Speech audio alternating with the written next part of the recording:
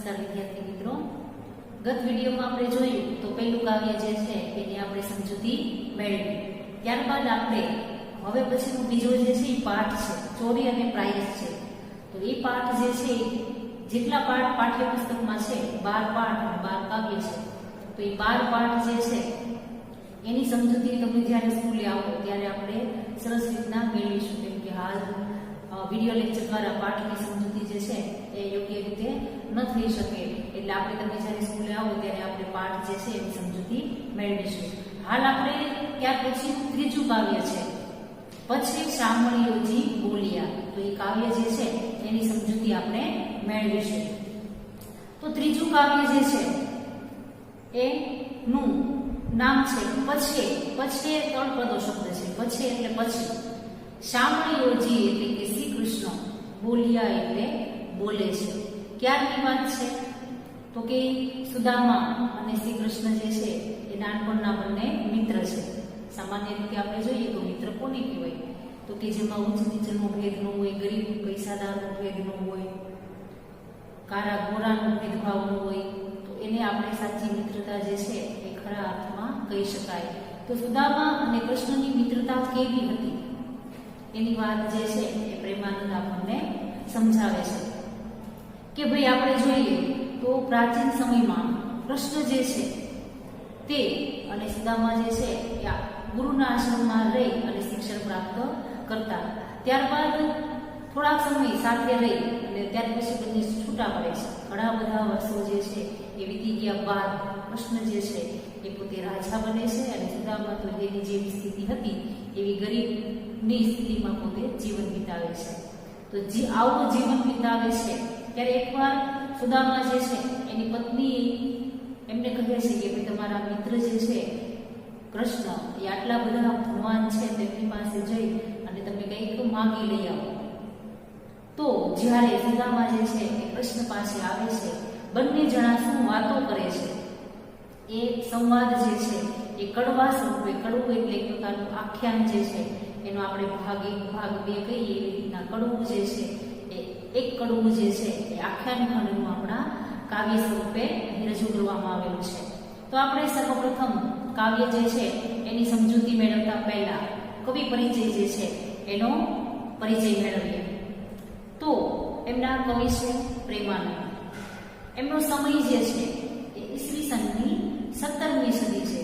નરસિંહ મહેતાની જેમ કે નરસિંહ મહેતાની 15મી સદી હતી એવી રીતના પ્રેમાનંદ જે છે એની 17મી સદી નક્કી કરવામાં આવેલી છે એમની કૃતિઓને આધારે, કેમ કે હાલ એના જીવન વિશે કોઈ માહિતી જે છે એ મળતી નથી. એટલે એનું જે સાહિત્ય જે છે એ સાહિત્ય કૃતિને આધારે એની 17મી સદીમાં પ્રેમાનંદ થઈ ગયા હશે એવી માહિતી મળે છે, કે જેનાથી અહીં ઈસવીસનની 17મી સદી એવું કહેવામાં આવેલું છે.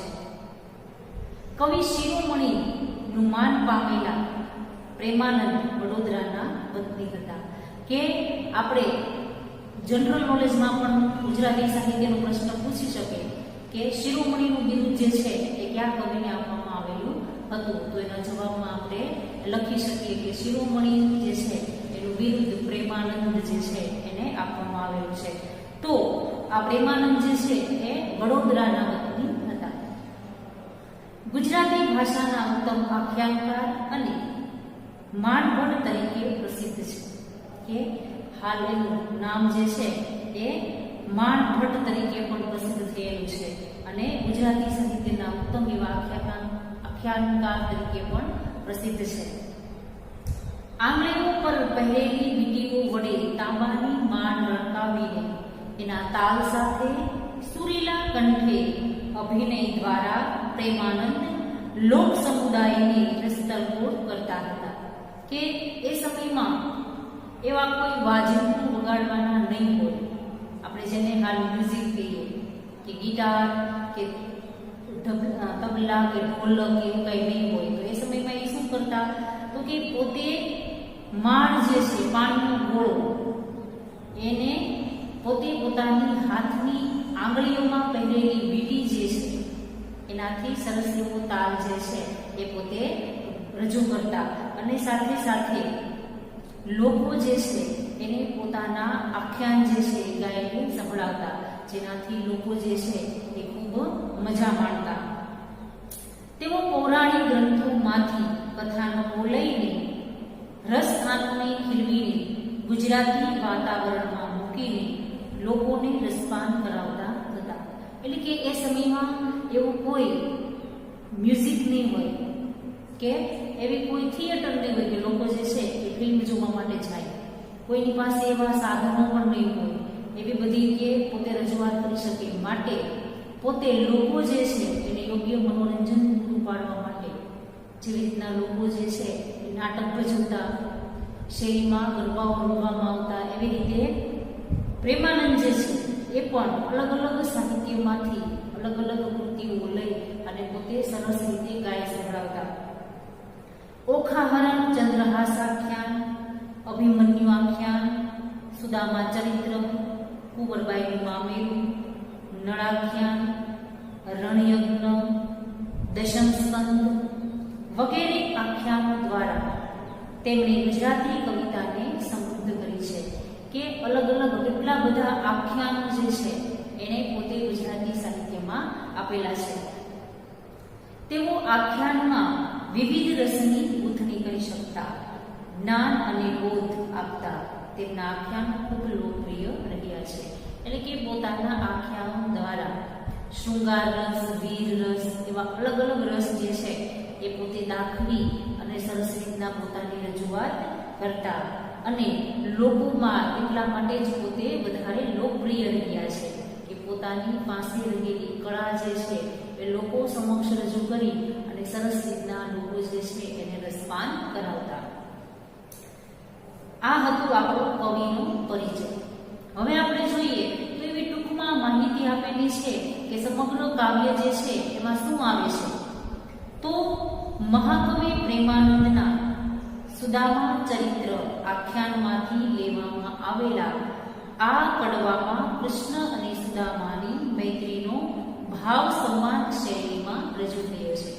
કે સમગ્ર કાવ્ય જે છે એમાં મિત્રતા કેવી હોવી જોઈએ. તો કે જૂના જૂના પ્રસંગો જે છે, યાદ જે છે એને વાગોળી એકાબીજા મિત્રો જે છે એકાબીજાને યાદ કરાવે છે અને પોતે પોતાની મિત્રતા જે છે એ સરસ રીતના સંવાદ શૈલીમાં રજૂ થાય છે. સાંદીપની ઋષિના આશ્રમમાં સાથે ભણેલા કૃષ્ણ અને સુદામા વર્ષો પછી મળે છે. ત્યારે કૃષ્ણ દ્વારિકાના રાજા છે અને સુદામા એક ગરીબ બ્રાહ્મણ. આમ છતાં બંનેની અતૂટ મૈત્રી અને પરસ્પરનો પ્રેમ ભાવ ઉત્કટ રીતે આ કડવામાં રજૂ થયો છે. કે કવિ જે છે એ સમયમાં થઈ ગયેલા કૃષ્ણ જે છે એના અને સુદામાના ગુરુ સાંદીપની ઋષિ કે જે આશ્રમ જે છે એને પણ સાંદીપની આશ્રમ તરીકે ઓળખવામાં આવતો. તો આ સાંદીપની ઋષિ જે છે એના આશ્રમમાં કૃષ્ણ અને સુદામાએ સરસ રીતે પોતે વર્ષો સુધી સાથે ભણે છે અને અમુક મહિના સાથે ભણ્યા બાદ પોતે વર્ષો પછી મળે છે. ત્યારે કૃષ્ણ જે છે એ દ્વારિકાના રાજા બને છે અને સુદામા જે છે એ ગરીબ બ્રાહ્મણ જ છે. આમ છતાં બંનેની મિત્રતા કેવી છે તો કે અતૂટ છે, કોઈ પણ તોડી શકે નહીં તેવી. એકબીજાનો પરસ્પર પ્રેમ ભાવ કેવો છે એની સમગ્ર કાવ્ય દ્વારા વાત કરવામાં આવેલી છે. બાળપણમાં મૈત્રી તો ઘણા સાથે થાય પણ છેવટ સુધી નિભાવી રાખવા વાળા વિરલાઓ જ હોય છે. કે પ્રેમાનંદ જે છે એ કહે છે કે બાળપણથી લઈ જ્યાં સુધી વ્યક્તિ મોટો થાય ત્યાં સુધીમાં ઘણા બધા મિત્રો જે છે એના બનતા જ હોય છે. કે આપણે જૂની કહેવત છે ને કે શેરી મિત્રો સૌ મળે તાળી મિત્ર અને. તો ઘણા બધા મિત્રો બની શકે પણ લાખોમાં એક જ મિત્ર છે કે જે ક્યારેય પણ ભૂલી શકાય નહીં. એવા બંનેની વાત કરેલી છે કે આવા છેક સુધી મિત્રતા નિભાવી રાખી બાળપણથી લઈ અને છેક વૃદ્ધાવસ્થા સુધી મિત્ર જે છે એ એકનો એક બની રહે એવા વિરલાઓ કહેવાય છે.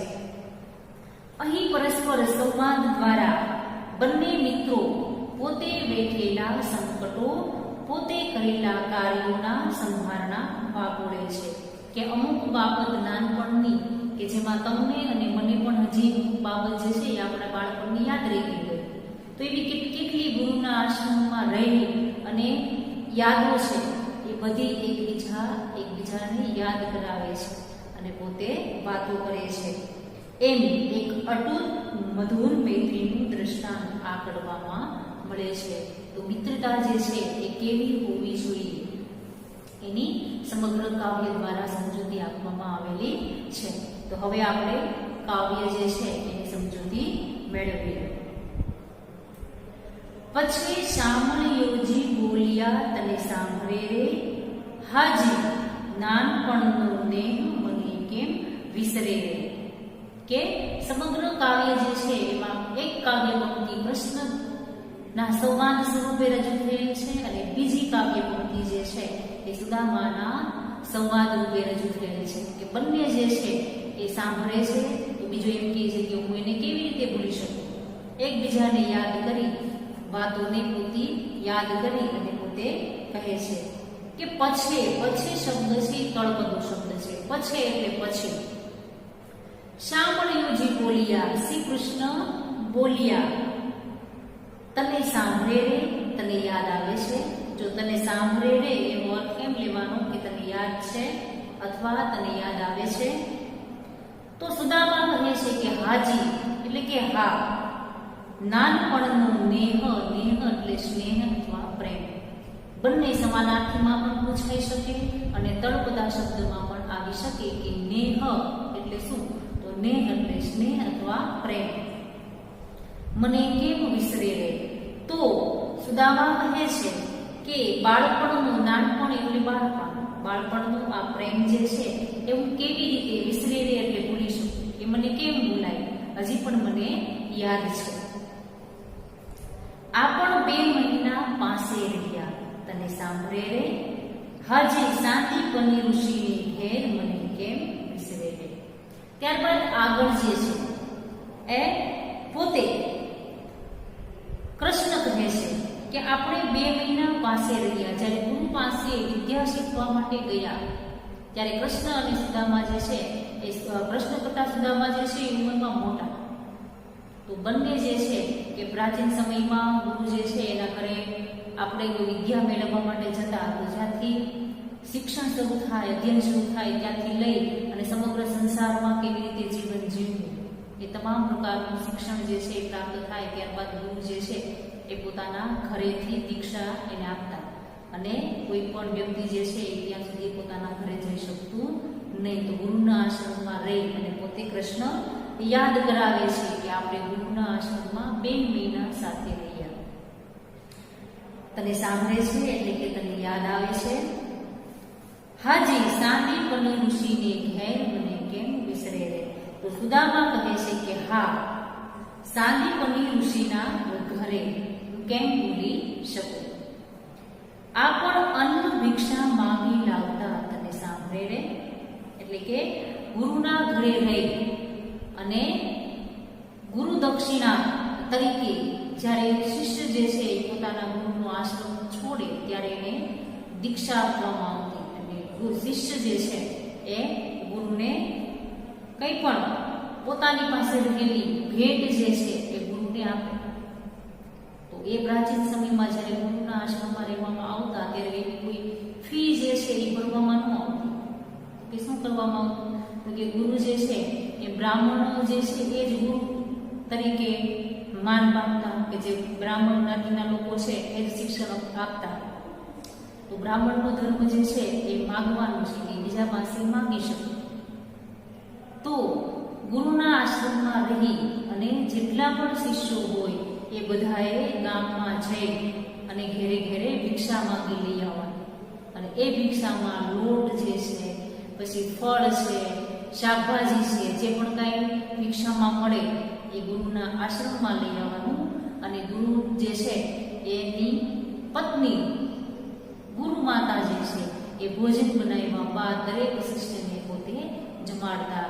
એટલે કે એને ગુરુ માતા કહેવામાં આવતી કે માનો દરજ્જો જે છે એ પણ ગુરુ પત્ની સારી રીતે બજાવતી. તો કૃષ્ણ કહે છે કે એ સમયે આપણે અન્ન એટલે અન્ન ભિક્ષા માંગી લાવતા, કે ગામમાં જઈ આપણે ભિક્ષા માંગી લઈ આવતા. તને યાદ આવે છે? મળી જમતા ત્રણેય ભ્રાત મને કેમ વિસરે.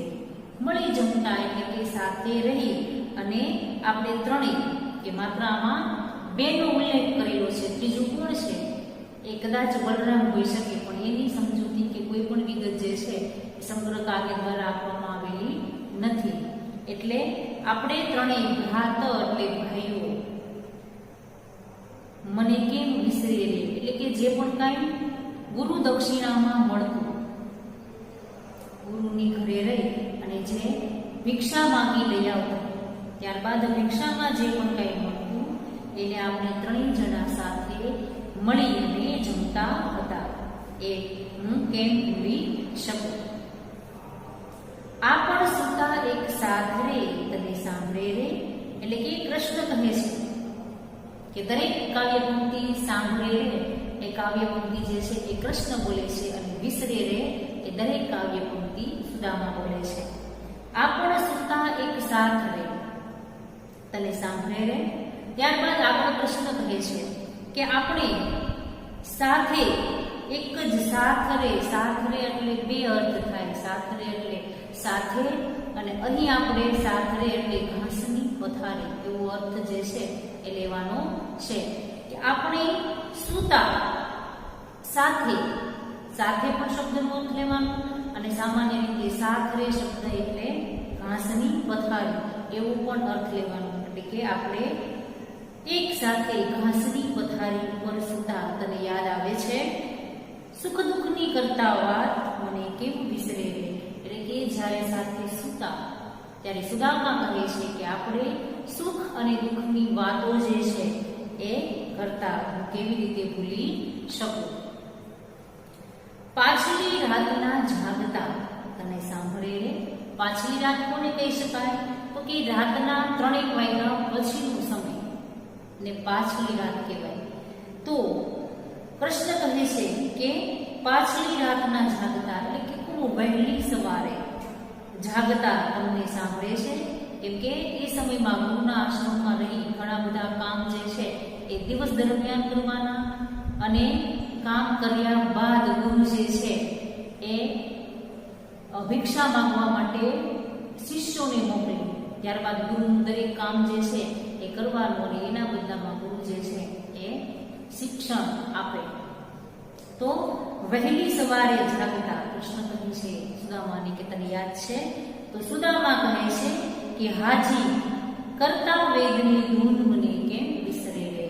કે હા, વેદોનું જ્ઞાન, ઋગ્વેદ, સામવેદ, યજુર્વેદ અને અથર્વવેદ આ વેદો છે, એમાં એમ કહે છે કે વેદોનું ગાન જે છે, ધૂન જે છે એ વહેલી સવારે આપણે કરતા. હું કેવી રીતે ભૂલી શકું. ગુરુ આપણા જ્યારે ગામ ગયા તને સાંભળે રે. કોઈ એકને જાંચવા મન મને કેમ વિસરે રે. ત્યારબાદ કૃષ્ણ કહે છે કે આપણા ગુરુ જે છે, સાંદીપની ગુરુ જે છે એ એકવાર પોતે ઘર મૂકી અને કંઈક બહાર ગામ જાય છે. કોઈ કારણોસર પોતે બહાર જાય છે. કૃષ્ણ કહે છે કે તને સાંભળે છે, તને યાદ આવે છે કે એકવાર આપણા ગુરુ જે છે એ બહાર ગામ ગયા હતા. કોઈ એકને જાંચવા મન, જાંચવા એટલે માંગવું અથવા યાચના કરવી.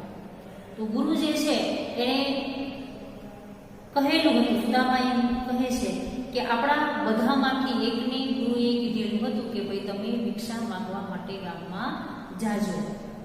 હું કેમ ભૂલી શકું. એટલે કે ગુરુ જ્યાં સુધી હોય ત્યાં સુધી ભિક્ષા માંગવા બાળકો શિષ્યો જતા નહીં, પણ ગુરુ જે છે એ એકવાર બહાર ગયેલા હતા. એટલા માટે ગુરુએ એકને માગવા જવા માટે કહેલું હતું. તને યાદ છે? હું કેમ ભૂલી શકું. ત્યારે કામ કહ્યું પુરાણીએ તને સાંભળે રે. ત્યારે ગુરુએ તો ખાલી આપણને એટલું જ કીધેલું હતું કે ભાઈ તમારા બધામાંથી એકે ભિક્ષા માંગવા માટે જવું. એ સિવાય એક પણ કામ ગુરુએ ચીધેલું હતું નહીં. એનો અર્થ કેમ થાય? તો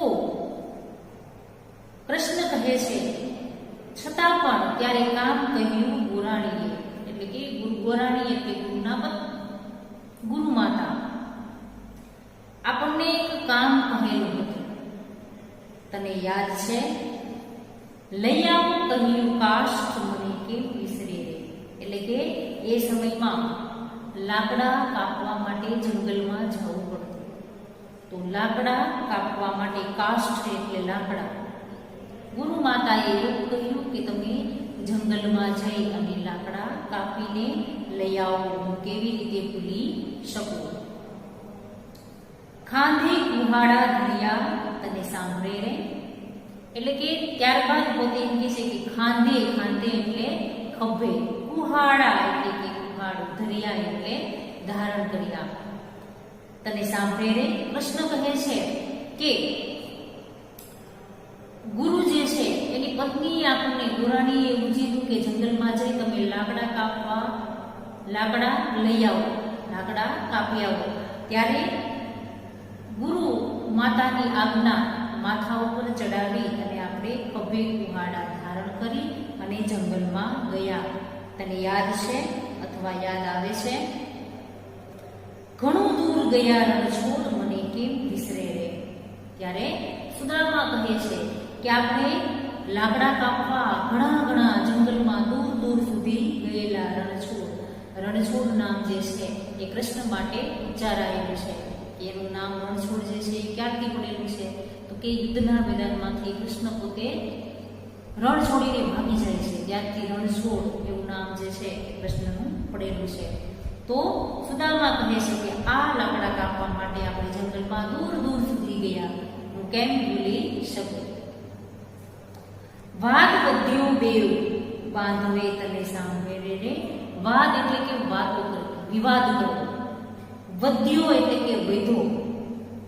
બેવ બાંધવે એટલે કે આપણા બંને વચ્ચે, બંને ભાઈઓ, બાંધવ એટલે ભાઈઓ, આપણા બંને વચ્ચે વાતો જે છે, વાદ જે છે, વિવાદ જે છે એ વધ્યો, તને સાંભળે છે એવો પ્રશ્ન કહે છે. તો સુદામા કહે છે કે હાજી, હાડ્યું મોટું ખોડ મને કેમ વિસરે રે.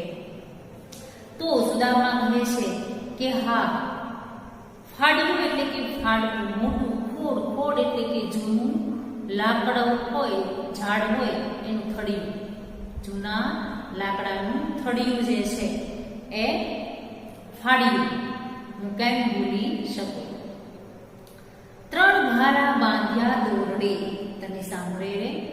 ત્યારબાદ પ્રશ્ન કહે છે કે આપણે એ લાકડું જે છે એને ફાડ્યું, તોડ્યું, એમાંથી આપણે એક સરખા ત્રણ ભારા જે છે એ બાંધ્યા દોરડાથી, તને યાદ આવે છે? તો સુદામા કહે છે કે હાજી, આવ્યા બારે મેં મને કેમ વિસરે રે. તો સુદામા કહે છે કે હા, એ જ સમયે બારે મેઘ, મેઘ એટલે વરસાદ, બારે મેઘ વરસવો એટલે કે મુશળધાર વરસાદ પડવો. હવે એ જ સમયે જ્યારે જંગલમાંથી લાકડા કાપીને ભારા તૈયાર કરેલા છે, તો એ ભારા લઈને જ્યારે પોતે ચાલતા આગળ વધે છે તો મુશળધાર વરસાદ જે છે એ વરસવા લાગે છે, હું કેમ ભૂલી શકું? શીતળ શરીર થાય ઘન તને સાંભળે રે. તો કૃષ્ણ કહે છે કે વરસાદ વરસતાની સાથે શું થાય છે? તો કે વરસાદ જ્યારે વરસે છે એની સાથે સાથે શરીર જે છે એ ખૂબ શીતળ, શીતળ એટલે કે ઠંડુ થાય છે. કેમ કે વરસાદ આવતાની પહેલા પુષ્કળ પ્રમાણમાં ગરમી જે છે એ થતી હોય છે, અને વરસાદ આવતાની સાથે શરીર જે છે એ એકદમ ઠંડુ બની જાય છે, તને યાદ આવે છે? તો સુદામા કહે છે કે ટાઢે ધ્રુજે આપણી દેહ મને કેમ વિસરે રે. કે એ સમયે માત્ર ધોતી પહેરી અને શિષ્ય જે છે એ પોતાના ગુરુના આશ્રમમાં રહેતા, બાકી પણ બી હોઈ શકે. તો શરીર જે છે એ ખુલ્લા શરીરે ટાઢે ધ્રુજે આપણી દેહ, દેહ એટલે શરીર, ટાઢ એટલે કે ઠંડીથી શરીર જે છે એ આપણા ધ્રુજી રહ્યા હતા, હું કેમ ભૂલી શકું? નદીએ પૂર આવ્યા ઘણા તને સાંભળે રે. ત્યારબાદ કૃષ્ણ કહે છે કે નદીમાં પુષ્કળ પ્રમાણમાં પૂર આવ્યું, વરસાદ એટલો બધો વરસ્યો કે જેના લીધે અતિશય પ્રમાણમાં પાણી જે છે એ આવે. તો જંગલમાં તો વધારે પડતું પાણી હોઈ શકે. તો પોતે કહે છે કે નદીમાં પૂર આવેલા હતા, તને યાદ છે? તો સુદામા કહે છે કે ઘન વરસ્યો મુશળધાર મને કેમ વિસરી ગઈ. ઘન એટલે કે વાદળાઓ, વરસ્યા મુશળધાર પુષ્કળ પ્રમાણમાં વરસાદ જે છે એ વાદળાઓએ વરસાવ્યો, કેમ ભૂલી શકો. પછી ગુરુજી શોધવા નિસર્યા, તને સાંભળે રે. એટલે કે ત્યારબાદ ગુરુ જે છે, હવે એ સમયગાળા દરમિયાન ગુરુ જે છે એ પોતે આશ્રમમાં આવી ગયેલા અને ગુરુએ પોતાની પત્નીને પૂછેલું કે ભાઈ બાળકો જે છે, આ ત્રણેય બાળકો ક્યાં ગયા? તો ગુરુ માતાએ કહેલું કે મેં એમને જંગલમાં લાકડા કાપવા માટે મોકલેલા. તો આનાથી ગુરુ જે છે અચાનક ખીજાઈ જાય છે કે મેં તો ખાલી ભિક્ષા માંગવા માટે જ કહેલું હતું, તો તે બાળકોને જંગલમાં લાકડા કાપવા માટે જવા શા માટે કહ્યું? તો ગુરુ જે છે એને અચાનક ચિંતા થવા લાગી કે વરસાદ જે છે એ પુષ્કળ પ્રમાણમાં વરસે છે, વચ્ચે નદી આવે છે, તો આ બાળકોનું શું થશે?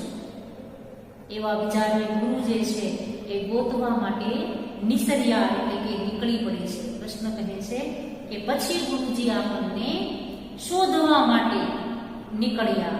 તને યાદ આવે છે? કહ્યું સ્ત્રીને તે કીધું કે મને કેમ વિસરે. ત્યારે ગુરુએ પોતાની સ્ત્રી એટલે પત્નીને કીધેલું કે તે તો કેર કર્યો. કેર એટલે જુલમ. તે તો મારી ઉપર એક પ્રકારનો જુલમ કર્યો કે આવી રીતે આટલા બધા નાના બાળકોને જંગલમાં ક્યારેય ન મોકલાયું. કહેવાનો મતલબ એમ છે. તો સુદામા કહે છે કે ગુરુએ પોતાની પત્નીને કહ્યું કે તે તો મારી ઉપર જુલમ કર્યું, એ કેમ ભૂલી શકાય. આપણ હૃદય સાથે ચાપ્યા, તને સાંભળે રે. હવે એવે જ સમયે ગુરુ જે છે એ સમગ્ર જંગલમાં આપણને શોધતા શોધતા અચાનક મળી જાય છે અને એ મળતાની સાથે ગુરુ જે છે એ આપણને શું કરે છે? તો કે હૃદય સાથે ચાપવા એટલે કે વહાલથી ભીટી પડવું. રૂઢિપ્રયોગનો અર્થ છે કે હૃદયથી ચાપવા. ચાપ્યા એટલે ભેટી પડ્યા. કે ગુરુ જે છે એ આપણને જોતા જ પાસે દોડી આવ્યા અને ભેટી પડ્યા. તને યાદ આવે છે? ગુરુ તેડી લાવ્યા ઘેર મને કેમ વિસરે. ત્યારબાદ સુદામા કહે છે કે ગુરુ જે છે એ આપણને તેડીને લાવવા એટલે કે પોતાની સાથે પોતાના આશ્રમ ઘેર જે છે એ લઈ આવ્યા, એમ કેમ ભૂલી શકો. આપણ તે દહાડાના જુજવા, તને સાંભળે રે. આપણ એટલે આપણે. દહાડા એટલે દિવસો, જુજવા એટલે જુદા. હવે જે સમયે પોતે જંગલમાં લાકડા કાપીને આવે છે એ સમયથી કૃષ્ણ અને સુદામા જે છે એના પોતા વિદ્યા મેળવવાનો સમય જે છે એ પૂર્ણ થાય છે કે જેનાથી બંને જણા જુદા પડે છે. જુજવા એટલે જુદા અથવા અલગ. તો કૃષ્ણ કહે છે કે તે દિવસથી આપણે જુદા પડેલા છીએ. તને યાદ છે? ફરીને મળ્યા આજ મને કેમ વિસરે. એટલે કે ત્યારબાદ ફરી આપણે આજે આપણો મેળાપ જે છે એ થયો, હું કેમ ભૂલી શકું. તમો પાસ અમો વિદ્યા શીખતા, તને સાંભળે રે.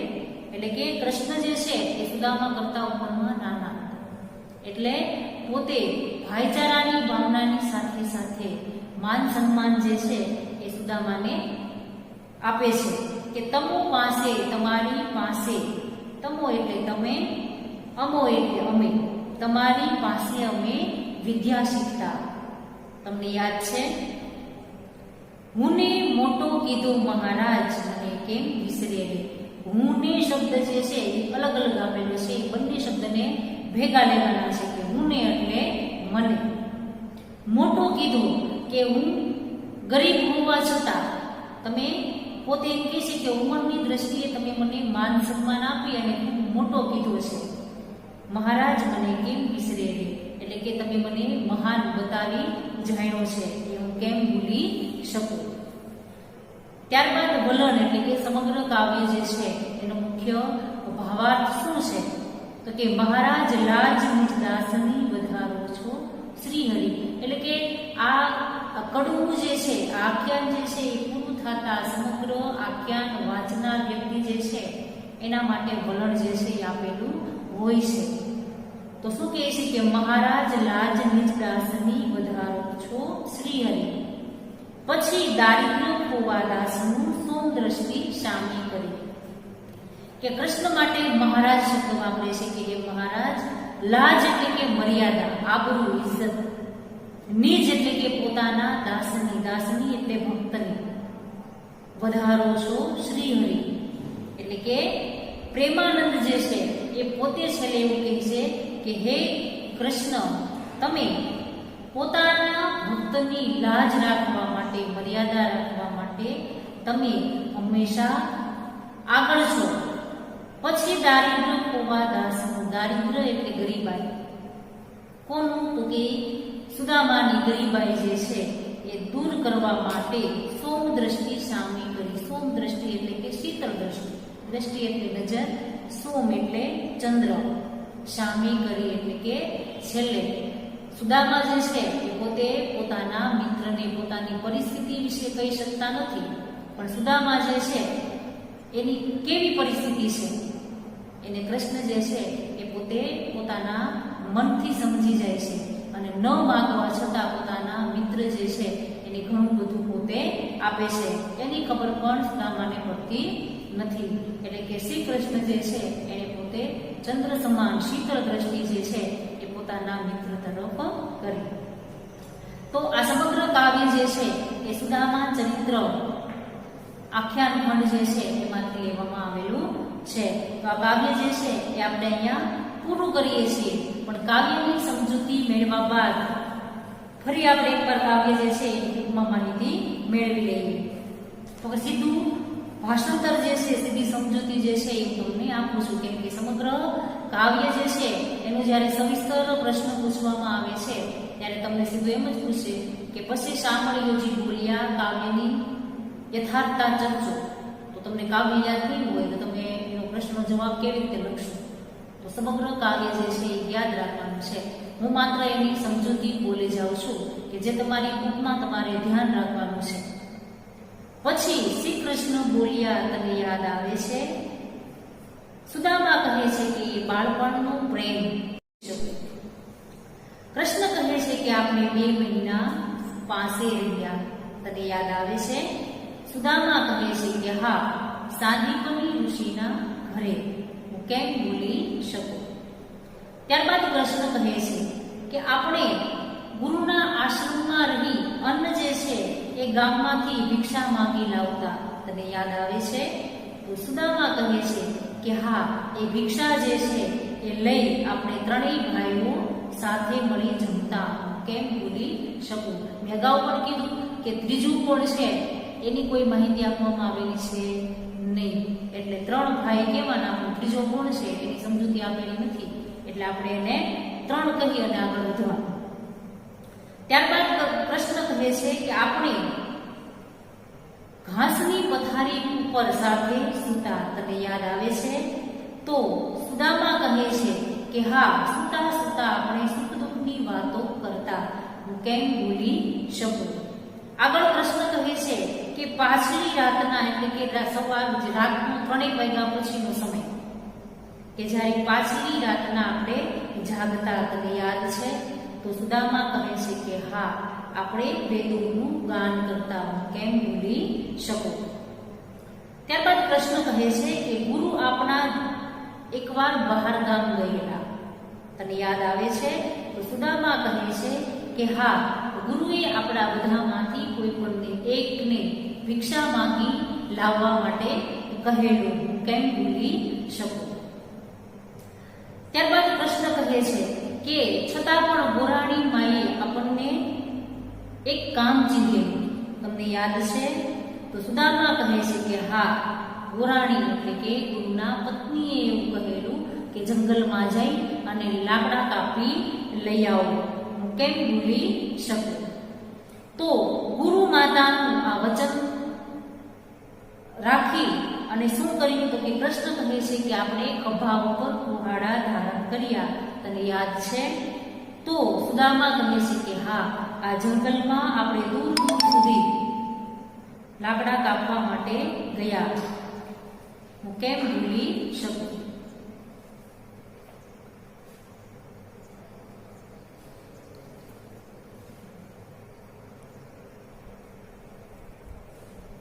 કે આપણે જંગલમાં જ્યારે લાકડા કાપવા માટે જઈએ છીએ ત્યારે બંનેની વચ્ચે આપણે વાદ વધે છે, એટલે કે વાતો વધે છે.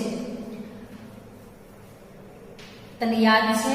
તો સુદામા કહે છે કે હા, એક જૂનું થડવાળું લાકડું જે છે એ આપણે કાપ્યું, હું કેમ ભૂલી શકું?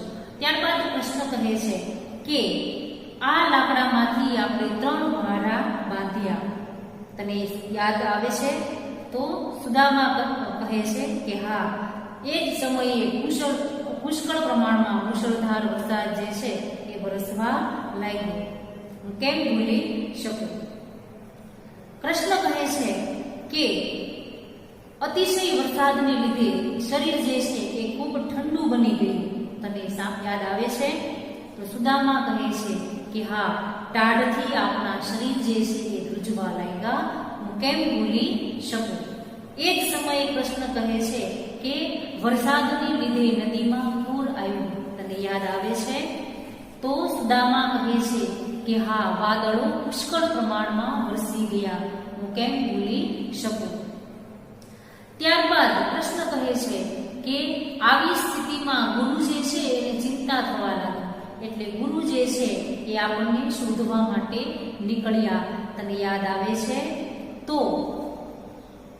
સુદામા કહે છે કે હા, પોતાની પત્નીને પોતે કહેલું કે તે તો મારી ઉપર જુલમ કર્યો, કે આવડા બાળકો જે છે એને જંગલમાં ન મોકલાય, હું કેવી રીતે ભૂલી શકું? જ્યારે આપણે જંગલમાં ગુરુને મળી ગયા ત્યારે ગુરુએ આપણને હૃદય સાથે ચાપ્યા, એટલે ભેટી પડ્યા, તને યાદ આવે છે? તો સુદામા કહે છે કે હા, ગુરુ આપણને પોતાના ઘેર સાથે લઈ આવ્યા, હું કેમ ભૂલી શકું? આપણે તે દિવસોથી જુદા પડેલા છીએ, તને યાદ આવે છે? હા, સુદામા કહે છે કે આપણે ફરી પાછા આજ મળ્યા, હું કેમ ભૂલી શકું? ત્યારબાદ સુદામા કહે છે કે તમારી પાસે, કૃષ્ણ કહે છે કે તમારી પાસે અમે વિદ્યા શીખતા, તમને યાદ છે? તો સુદામા કહે છે કે હા, તમે મને મોટો કીધો છે એમ જાણી અને હું એને કેમ ભૂલી શકું? છેલ્લે કહે છે કે મહારાજ એટલે કે શ્રી કૃષ્ણ પોતાના ભક્તની લાજ રાખવા માટે હંમેશા આગળ હોય છે, અને આ સુદામાનું દારિદ્ર્ય એટલે કે ગરીબાઈ દૂર કરવા માટે શ્રી કૃષ્ણએ ચંદ્ર જેવી દ્રષ્ટિ કરી, એટલે કે સુદામાને ઘણું બધું દાન જે છે એ આપ્યું. સમગ્ર કાવ્ય જે છે એની સમજૂતી અહીંયા પૂરી થાય છે. ત્યારબાદ આપણે જોઈએ તો બોર્ડ ઉપર ઘણા બધા શબ્દો જે છે એ લખેલા છે. તમારે કાવ્ય જે છે એ સ્વાધ્યાય લખો એની પહેલા શબ્દાર્થ લખવાના છે. કેવી રીતના? તો એ જ પેજ પર કાવ્યનું નામ લખવાનું કે પછી શામળીઓજી બોલિયા, એમના કવિ છે પ્રેમાનંદ, એમનો સાહિત્ય પ્રકાર છે આખ્યાન ખંડ. ત્યારબાદ શબ્દાર્થ લખવાના. પહેલા શબ્દો કયા આવશે? તો કે સમાનાર્થી શબ્દ. નેહ, નેહ એટલે દેહ અથવા સ્નેહ. દેહ, દેહ એટલે શરીર અથવા તન. નદી, નદી એટલે સરિતા અથવા તટીની. બીજો અર્થ નિર્જલીની પણ થાય. કેર, કેર એટલે જુલમ અથવા ત્રાસ. જુજવા, જુજવા એટલે અલગ અલગ અથવા જુદા જુદા. દારિદ્ર્ય એટલે કે ગરીબાઈ. સોમ, સોમ એટલે ચંદ્ર અથવા મયમ. આ હતા સમાનાર્થી. ત્યારબાદ વિરુદ્ધાર્થી શબ્દ જોઈએ તો કે સાંભળે તો વિરુદ્ધાર્થી વિસરે. જુજવા તો વિરુદ્ધાર્થી ભેગા. ટાઢે તો વિરુદ્ધાર્થી તાપે. નીજ વિરુદ્ધાર્થી પારકું. નીજ એટલે પોતાનું અને પારકું શીતળ, શીતળનો વિરુદ્ધાર્થી ગરમ. ત્યારબાદ જોઈએ તળપદા શબ્દો. નેહ એટલે સ્નેહ. અમુક શબ્દ જે છે એ ક્યાં આવશે તો કે સમાનાર્થી શબ્દમાં પણ આવશે. નેહ એટલે સ્નેહ, સાંભળે એટલે યાદ કરે, કેર એટલે જુલમ, વિસરે એટલે ભૂલે, જાજવા એટલે માંગવા, મૂન એટલે મુનિ અથવા ઋષિ. ત્યારબાદ રૂઢિપ્રયોગ છે. પહેલો રૂઢિપ્રયોગ છે કે હૃદય સાથે ચાપવા એટલે કે સ્નેહથી ભેટવું, અને તેડી લાવવું એટલે બોલાવી લાવવું. બરોબર. તો આપણું અહીંયા કાવ્ય જે